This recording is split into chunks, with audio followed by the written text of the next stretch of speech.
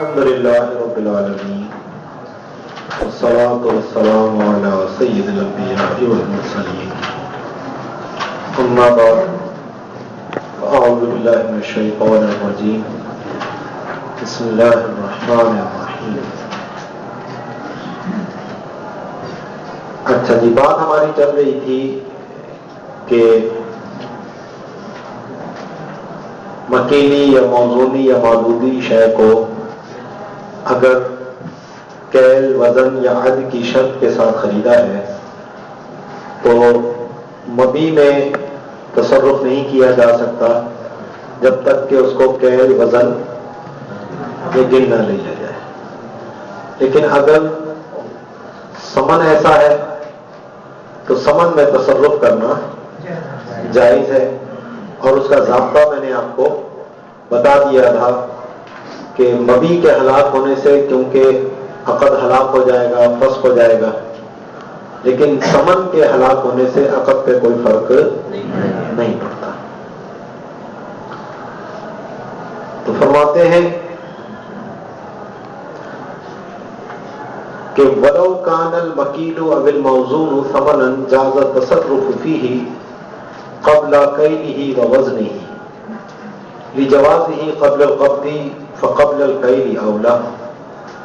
کہ اگر مکیلی یا موزونی چیز ثمن ہے تو اس میں کیل اور وزن سے پہلے تصرف کرنا جائز ہے، کیونکہ اس میں قبضے سے پہلے تصرف جائز ہے، تو کیل سے پہلے ہونا بدرجہ اولا جائز ہے.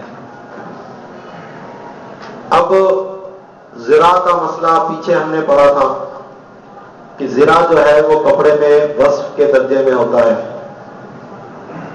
مقدار نہیں ہوتا، مگر یہ کہ جب ہر گز کی قیمت الگ سے بیان کی جائے تو پھر ہر گز جو ہے وہ ایک مبیع کی حیثیت رکھتا ہے، پھر وہ مقدار کے حکم میں آ جاتا ہے. تو اب اگر کپڑا خریدا گز کی شرط کے ساتھ تو کیا حکم ہوگا؟ تو اس کے بارے میں فرماتے ہیں کہ لا يحرم المزروع قبل زرعه وان اشتراه بشرطه الا اذا افرد لكل زراع ثمنا فهو بحرمة ما ذكر كموزون. والاصل ما مر مرارا ان الزرع وصف لا قدر فيكون كله للمشتري الا اذا كان مقصودا. تو مزروع چیز کے بارے میں فرماتے ہیں کہ اس کو زرا سے پہلے اس میں تصرف کرنا حرام نہیں ہے، اگرچہ اس کو زرا کی شرط کے ساتھ خریدا ہو، مگر یہ کہ جب ہر زرا کے لیے ہر گز کو علیحدہ سے ایک ثمن بیان کیا گیا ہو، تو اب ایسی صورت میں یہ پھر موزون کے مرتبے میں آ جائے گا. اور اس میں اصل ضابطہ وہی ہے جو کئی دفعہ گزر چکا ہے کہ جو زرا ہے وہ وصف ہوتی ہے، قدر نہیں ہوتی. تو لہذا اب اگر کپڑا زیادہ بھی نکلا تو وہ سارا کا سارا مشتری کا ہوگا، مگر یہ کہ جب گز مقصود ہے تو پھر جو اضافی گز ہے وہ واپس مشتری کو دینا ہوگا، وہ مشتری کے لیے جائز نہیں ہے. ٹھیک ہے نا؟ اس کے اوپر ہماری شروع کے اندر کافی گفتگو ہو چکی ہے. واستثنى ابن الکمال من الموزون ما يضر التبعيد لأن الوزن حينئذ فيه الوصف. ابن کمال پاشا نے موزونی چیز میں استثناء کیا ہے کہ جس کو تبعید ضرر دے. مثلا سونے کا زیور ہے، اب وہ زیور لے کر موزونی ہے تو کیا اس کو دوبارہ وزن کر کے ہی استعمال کر سکتے ہیں؟ یا لوہا ہے، موزونی چیز ہے، لوہے کی پتیلی، دیگیں، اس ٹائپ کی جو چیزیں جو صنعت اس پہ ہو گیا ہے، تو اب اس کا ابن کمال پاشا نے کہا کہ یہاں پر اب یہ جو وزن ہے وہ مقصود نہیں ہوتا، کیونکہ اگر اس میں سے یہ وزن کچھ کم کر دیا جائے تو اب وہ چیز استعمال کے قابل نہیں۔ اب دیکھ کے پیندے میں سے آپ 50 گرام لوہا نکال لیں تو وہ دیکھ کسی کام کی ہے؟ کھانا پکانے کے قابل ہی نہیں رہی۔ تو اس کا مطلب ہوا حالانکہ مقدار کو ہوتی ہے، قدر اس کو کہتے ہیں کہ جس میں کمی کرنے سے کوئی فرق نہیں پڑتا دوسری چیز پر۔ 5 کلو گندم میں سے آپ 1 کلو گندم نکال لیں تو باقی 4 کلو پہ کوئی فرق پڑا؟ کچھ نہیں پڑا۔ 10 لیٹر دودھ ہے، اس میں سے آپ 1 لیٹر دودھ نکال لیں، باقی دودھ پہ کوئی فرق نہیں پڑتا۔ تو قدر کی پہچان اس چیز سے ہوتی ہے کہ اگر اس میں تبعید کی جائے تو اس سے کوئی ضرر پیدا نہ ہو، لیکن اگر تبعید اس کو ضرر پیدا کر رہی ہے کہ وہ چیز نہ رہے گی، تو اس کا مطلب ہے کہ اس میں پھر یہ قدر نہیں ہے بلکہ یہ اس کا وصف ہے۔ یعنی 1 کلو وزن والی پتیلی اب یہ کہلائے گی، یہ 1 کلو لوہا نہیں کہلائے گا۔ تو اصل پتیلی ہے اور وزن اس کا وصف ہے۔ جیسے میں نے آپ کو وہ ڈبے کی پیکنگ والی چیزیں تھیں، وہاں یہی بات کہی تھی نا آپ کو میں نے کہ یہ اگرچہ وزن لکھا ہوتا ہے اس کے اوپر، لیکن ہمارے عرف میں اس کو قدر نہیں کہتے، اس کو اس کا وصف کہتے ہیں کہ 5 کلو والا گھی کا ڈبہ، کلو والا، ایسے ہی کہتے ہیں نا۔ تو یہ اس کا وصف ہوتا ہے، قدر نہیں ہوتی۔ ہم عدد کے اعتبار سے اس چیز کو لے رہے ہوتے ہیں، اور اس میں جتنا بھی ہوتا ہے وہ سارا مشتری کا ہوتا ہے۔ اب اگر زیادہ بھی پیکنگ ہے، بعض اوقات ایکسٹرا دے رہے ہوتے ہیں، اتنی مقدار زیادہ، کچھ چیزوں پہ آتا ہے نا کمپنی کبھی بڑھا کر چیز دے رہی ہوتی ہے۔ مثلا سرف ایکسل ہے 1 کلو والا پیکٹ، وہ جی اس میں انہوں نے 100 گرام زیادہ ڈال دیا، کمپنی اسکیم دے رہی ہے، تو ہم کہتے ہیں پھر بھی اس کو کیا ہے، کلو والا سرف پیکٹ۔ کوئی نہیں کہتا 1100 گرام والا دے دو، حالانکہ ہے اس میں 1100 گرام، کہلا رہا ہے کلو والا۔ تو اس کا مطلب ہے یہ بمنزلہ وصف کے ہے کہ اس پیکٹ کا نام کلو والا پیکٹ ہے، ٹھیک ہے نا۔ تو موزونی چیز کو وزن سے پہلے تصرف نہیں کر سکتے، لیکن اگر وہ وزن ایسا ہے کہ جس سے کمی کی جائے تو یہ تبعید اس میں ضرر پیدا کرے، تو پھر ابن کمال نے اس کا استثناء کیا ہے کہ اس کی حیثیت اب مکیلی اور موزونی چیز کی نہ رہی، اس کو بغیر وزن کے بھی آگے تصرف کرنا جائز ہے، اور اس میں جب وہ قبضہ حقیقی ہو جائے یا قبضہ حکمی ہو جائے وہ صرف بحث رہے گی اس میں، کہ بغیر قبضے کے تو ظاہر منقولی چیز پر تصرف ویسے ہی جائز نہیں ہے۔ گفتگو یہ ہو رہی ہے کہ یہ قبضہ مانا جائے گا بغیر وزن کے یا نہیں مانا جائے گا، تو یہاں وزن کرنے کی دوبارہ ضرورت نہیں ہے۔ تو ابن کمال پاشا نے استثناء کیا ہے موزون میں سے کہ جس کو تبعید ضرر دے، لأن الوزن حينئذ فيه وصف، کیونکہ وزن اس وقت جو ہے اس میں بمنزلہ وصف کے ہے۔ تو یہ ابن کمال پاشا نے نقل نہیں کیا بلکہ بحث کرتے ہوئے یہ بات کہی تھی، اس لیے یہ ان کی طرف منسوب کیا۔ وجاز التصرف في الثمن بهبة أو بيع أو غيرهما لو عينا أي مشارا إليه، کہتے ہیں کہ ثمن میں تصرف کرنا جائز ہے، اب چاہے وہ تصرف قبضے سے تام ہوتا ہو جیسا کہ ہبہ، یا بغیر قبضے کے تام ہو جاتا ہو جیسا کہ بے.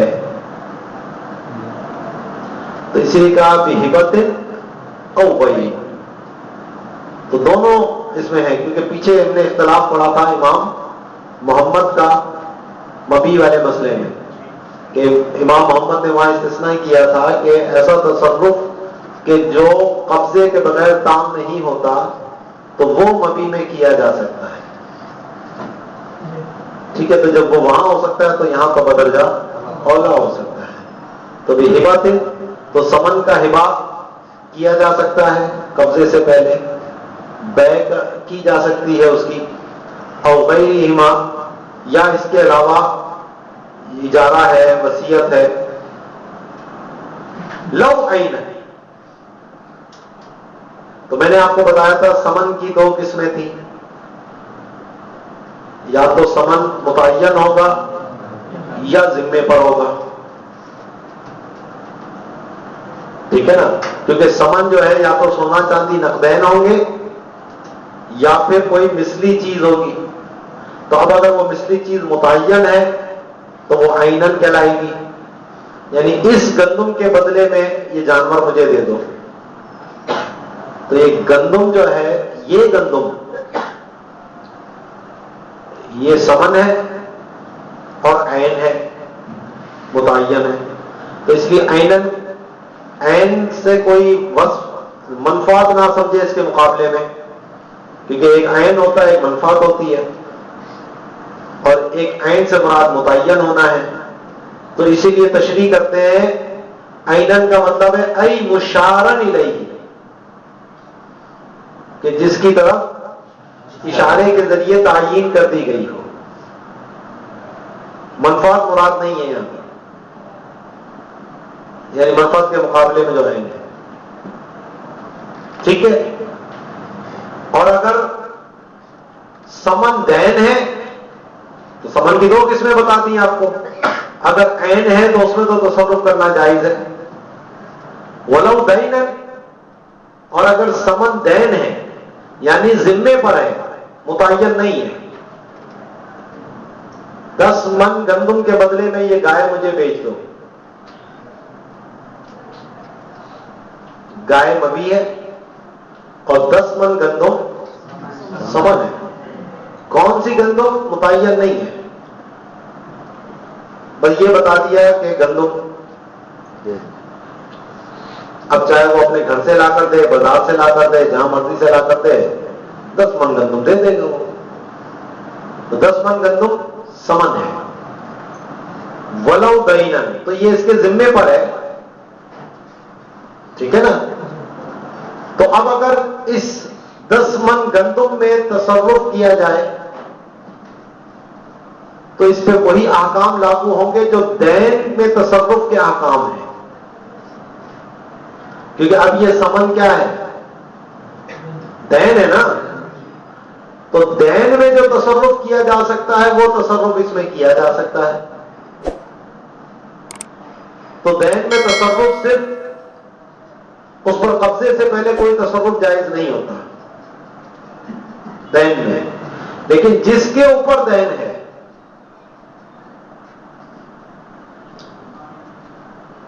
اس سے تملیک اگر وہ شخص کی طرف سے ہو تو پھر وہ درست ہے. تو کہتے ہیں فالتصرف فیہ تملیک ممن علیہ الدین ولو بقبض. اب میں نے آپ سے گائے خریدی اور 10 من گندم کے بدلے، تو میرے اوپر آپ کا دین ہے. اب یہی گندم میں تصرف کرتے ہیں کہ یار ایسا کرو، یہ گندم جو ہے نا روپوں میں بدل دو. ہم آپس میں کر سکتے ہیں، لیکن آپ یہ گندم ابھی خان صاحب کو نہیں بیچ سکتے کہ یہ جو گندم وسیم صاحب سے میں نے لینی ہے یہ میں آپ کو اتنے کی بیچتا ہوں. کسی دوسرے سے نہیں کر سکتے ابھی. ہاں مجھ سے ہی کر سکتے ہو. ممن علیہ الدین، کہ آپ یہ گندم جو مجھ سے آپ نے لینی ہے یہ مجھ سے پیسوں میں تبدیل کر لو، خرید لو مجھ سے.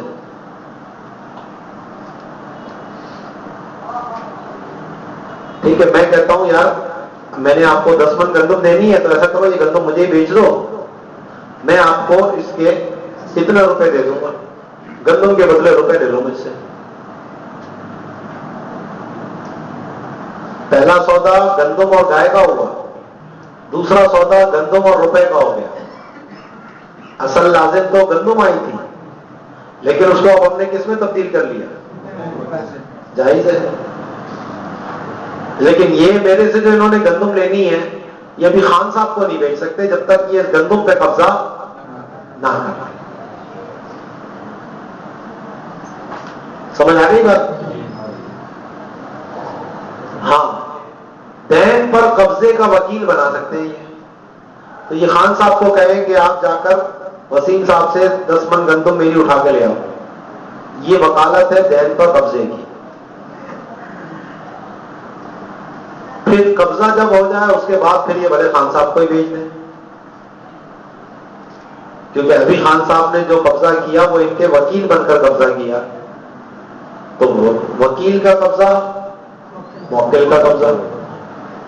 تو اب یہ ان کے قبضے میں آ گیا، اب اس کے بعد پہلے پھر یہ آپس میں جا کو قبول کر لیں. بتائی تو سمن یا تو عین ہوگا یا دین ہوگا. اگر عین ہے تو اس میں تصرف کر سکتے ہیں، اور اگر دین ہے تو جس پر دین ہے اس سے تملیک ہو سکتی ہے، اس کی کسی اور سے نہیں ہو سکتی.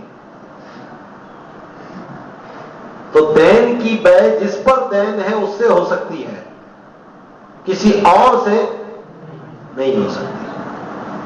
سمجھ آ گئی بات؟ یہ مسلم علت کیا ہے؟ اس مسئلے میں معدوم کی بے. دین کیا چیز ہوتی ہے؟ خارج میں اس کا کوئی وجود نہیں ہوتا، وہ تو صرف ذمے پہ ہوتا ہے. خارج میں تو کوئی دین نہیں پایا جا رہا. وہ تو جب ادائیگی کی جائے گی اس کا ذمہ فارغ ہوگا ادائیگی کرنے سے، تو وہ یہ عین ہوگا.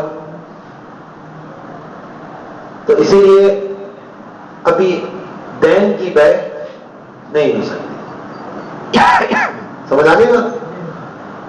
تو وَلَوْ دَيْنًا فَالتَّصَرُّفُ فِيهِ تَمْلِيكُ مِمَّنْ عَلَيْهِ الدَّيْنُ وَلَوْ بِعِوَضٍ وَلَا يَجُوزُ مِنْ غَيْرِهِ.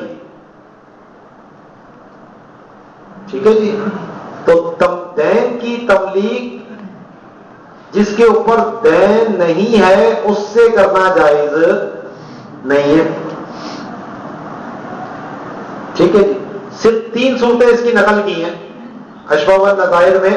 دیکھو علامہ شامی نے نقل کی ہے، لا یجوز من غیرہ پر کہتے ہیں واستثنى فی الاشباح من ذلك 3 صور. 3 صورتوں کا اس میں استثناء ہے. پہلی ہے اذا سلطه على قبضه، کہ انہوں نے کیا کرا، وکیل بنا دیا، اس پہ قبضہ کر لو، جو بھی میں نے صورت بتائی. فَيَكُونُ وَكِيلًا قَابِضًا لِلْمُوَكِّلِ ثُمَّ لِنَفْسِهِ. تو اب وکیل صاحب پہلے موکل کی طرف سے قبضہ کریں گے، پھر اپنے لیے ہوگا. الثانیۃ الحوالۃ، دوسری صورت حوالے کی ہو سکتی ہے.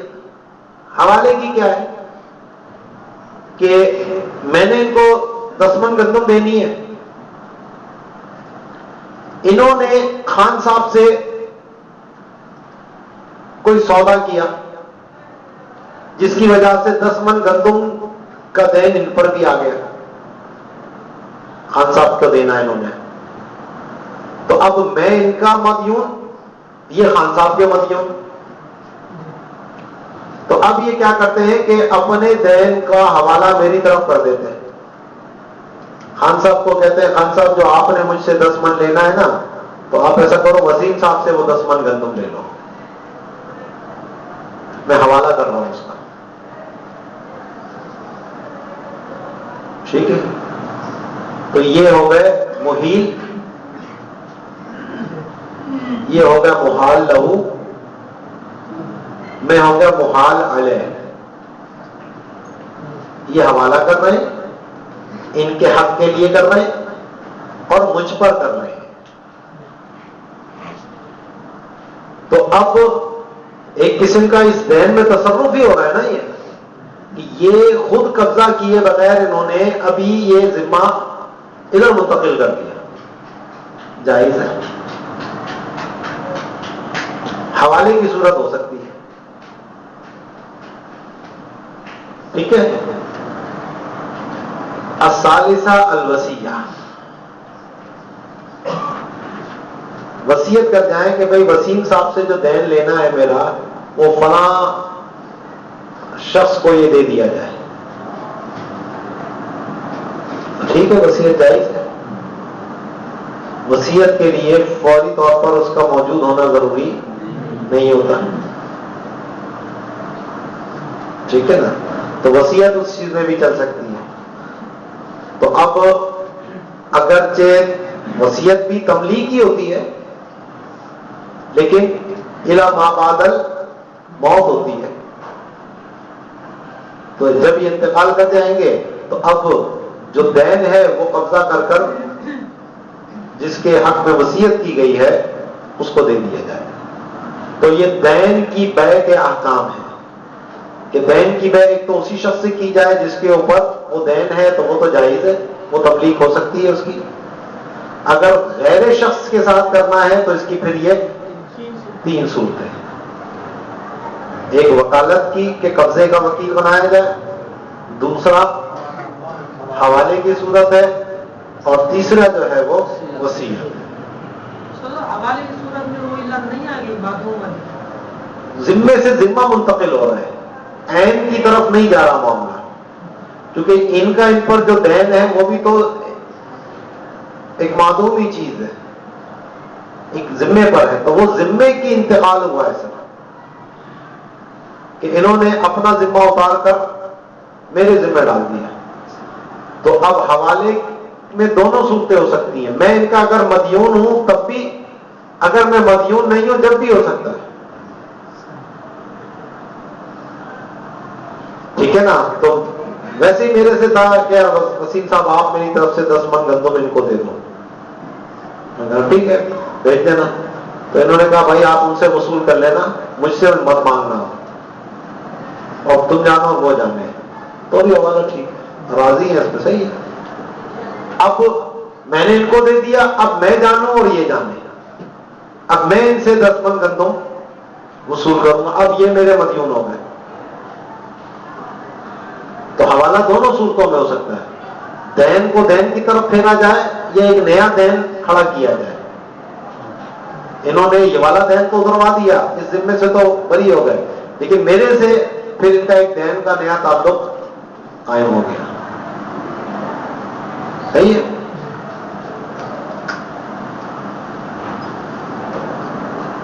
تو قبل قبضہ سواء تعین بالتعیین، تو جناب سمن میں تصرف کرنا جائز ہے قبضے سے پہلے، چاہے وہ متعین کرنے سے متعین ہو کا وکیل او لا، یا وہ متعین کرنے سے بھی متعین نہ ہو کا نقود، جیسا کہ سونا چاندی ہے. کیونکہ سونا چاندی جو نقدین ہیں وہ متعین کرنے سے بھی متعین نہیں ہوتے جب تک کہ ان پر قبضہ نہ کر لیا جائے.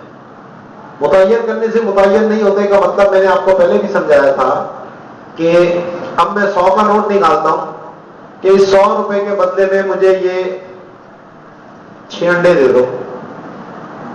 100 روپے میں 6 انڈے آتے ہیں اس وقت، اس لیے 6 بول رہا ہوں. ان انڈے دے دیے مجھے، میں نے وہ 100 کا نوٹ جیب میں رکھا واپس، اور 50-50 کے 2 نوٹ نکال کر اس کو دے دیے. اور میں تو وہی 100 کا نوٹ لوں گا. آپ نے تو مجھے وہ والا 100 کا نوٹ دکھایا تھا. میں کہا بھائی دکھایا ضرور تھا، لیکن یہ متعین کرنے سے بھی متعین نہیں ہوتا. میری مرضی، میں چاہے وہی 100 کا نوٹ دوں یا میں 50-50 کے 2 نوٹ دوں، تجھے کوئی اختیار نہیں ہے. لیکن اگر وہ جو میرے 6 انڈے لایا وہ نہیں بدل سکتا، وہ کہے گا یہ والے 6 انڈے چھوڑ دو، دوسرے والے 6 لا کے دیتا ہوں. میں نہیں، میں تو یہی والے لوں گا.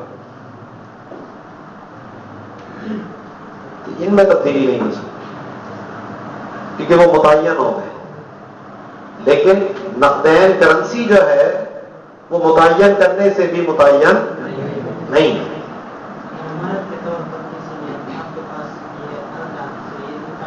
ہاں کچھ صورتوں میں متعین ہوتے ہیں جو پیچھے ہم نے پڑھا بھی تھا.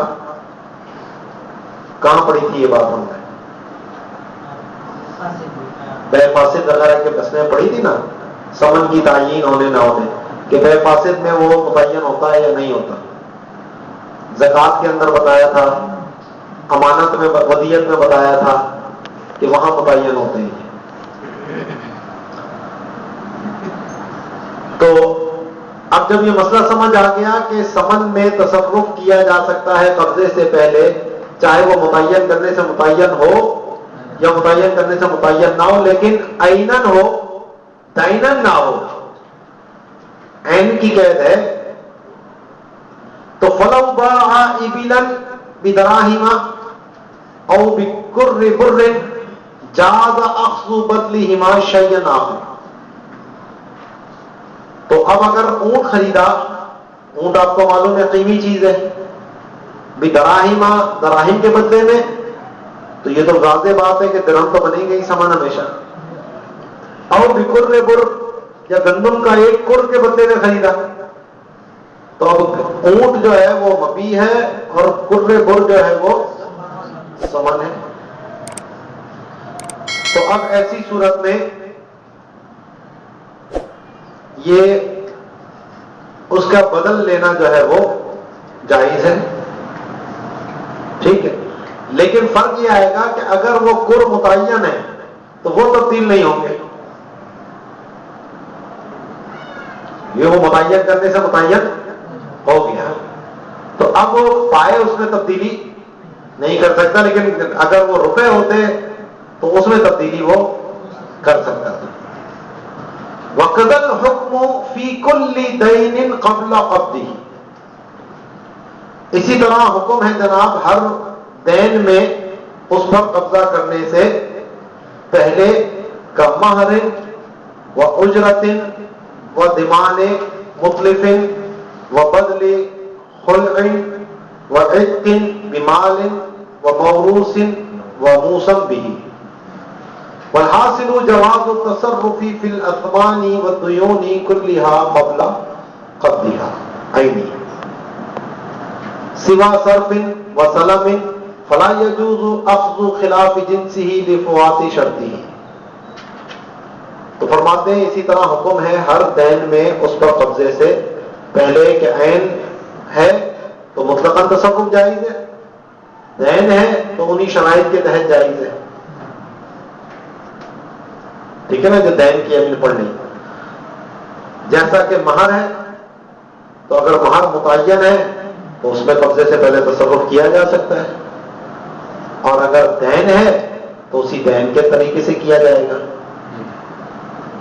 ٹھیک. اسی طرح اجرت ہے، اجارہ ہے تو اجارے میں اگر متعین کوئی چیز اجرت رکھی، یہ بکری یہ گائے جو بھی ہے، تو تصرف جائز ہے اس پر قبضے سے پہلے. ٹھیک ہے. اور اگر روپے پیسے ہیں تو جب تک قبضہ نہ ہو یا وہی تملیک والی صورت نہ ہے، ممن علیہ الدین، اس کی بات آ گئی. اسی طرح اگر کسی چیز کو ہلاک کر دیا، ضائع کیا، تو اس کا جو ضمان آیا اس کا بھی یہی حکم ہے. ایسے ہی بدل خلا ہے، کیونکہ یہ وہ سارے عقود ہیں کہ جن میں عوض کے ہلاک ہونے سے عقد فسخ نہیں ہوتا. بدل خلا میں گائے رکھی تھی، گائے ہلاک ہو جائے تو خلا پہ کوئی اثر نہیں پڑے گا، خلا رہے گی، بس اس گائے کی قیمت دینی ہوگی. لیکن یہی بے ہوتی، گائے ہلاک ہو جاتی تو کیا ہوتا؟ عقد فسخ ہو جاتا. یہ فرق دماغ میں رکھیے گا. تو یہ سارے وہی چیزیں آ رہی ہیں. بدل خلا، مال کے عوض غلام کو آزاد کرنا، تو بدل خلا کے ساتھ طلاق علی المال بھی آ گئی اسی میں، کیونکہ لفظ خلا کے ساتھ ہے تو خلا ہے، لفظ طلاق کے ساتھ ہے تو وہ طلاق علی المال ہے.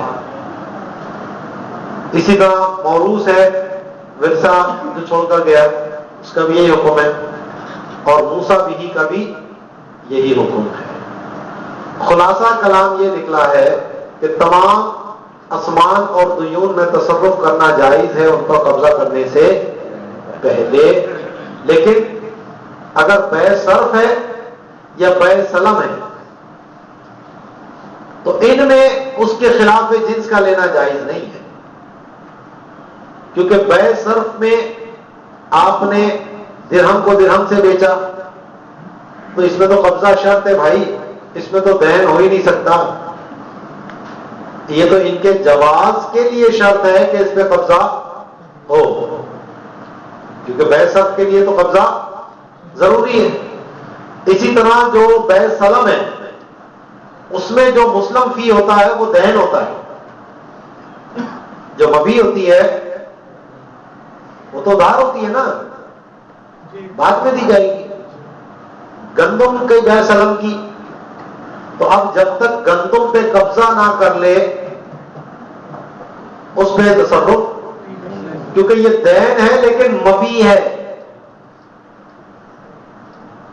اور مبی میں تصرف نہیں ہو سکتا. سمجھ آ گئی؟